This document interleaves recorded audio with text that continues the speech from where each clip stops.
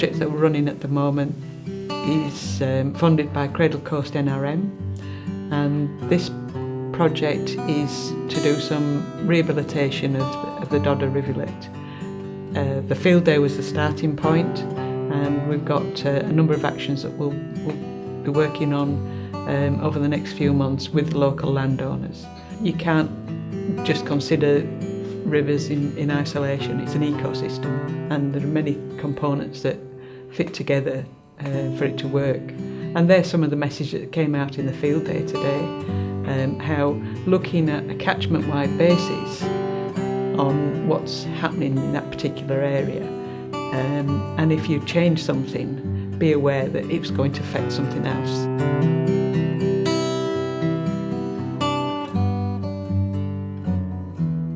Quite a few farmers that were having major problems with river erosion and degradation, and it was affecting their livelihood because not only were the banks coming down, but the trees were coming down, and it was into the river, and the river was absolutely filthy. It was affecting everyone downstream. The people that wanted clean water weren't getting clean water. And it just got to the place where it was just unmanageable. The farmers couldn't control the erosion, they couldn't control the trees coming down, and something had to be done. Initially, they argued that it was just too hard and it wasn't worth putting the money into, I mean. Once they could see the determination of the landowners, which then also was filtered through our group, and they saw the enthusiasm and they saw they saw the results. That was the thing, when they saw the results. It's really important that we work with landowners. We can't just go and impose ourselves on someone's stretch of water and say, oh, we want to plant some trees and by the way you should keep these stock out. But if we go and talk to landowners and say, this is what we'd like to help you to do. Today's field day was actually a very good snapshot of all the things that need to happen in rehabilitating rivers. The first speaker today was Peter Stronach. He works with Landcare Tasmania. He gave a very good overview of the catchment management for rivers. We also had Anna Povey from the Tasmanian Land Conservancy. She went through each of the different plants that we were looking to plant on the river section and explained really well what sites they would be suited to.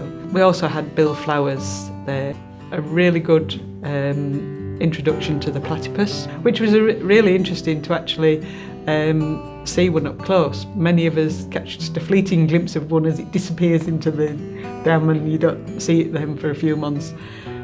So it was actually nice to see one up close. We had Greg Taylor. He's been on the Mount Roland River Care Committee and worked for River Care on a number of weed projects for a number of years now.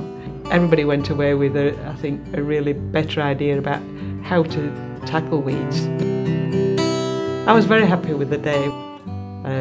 We had a good day, and the comments I received afterwards were that everybody found it really valuable. They'd learned a lot from the experience.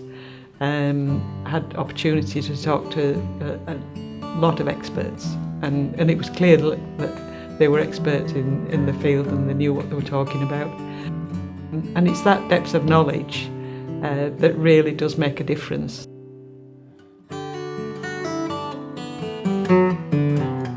The Dodder Rivulet will carry on flowing. I think that's fairly certain. Hopefully we will keep improving it. It's not just one group that will do this on its own, and it's not just let's have a working bee to go plant a few trees or do a bit of weeding. It's an ongoing management of the catchment, and so everybody needs to be part of that dialogue, including the councils and the Taswaters and the small landowners.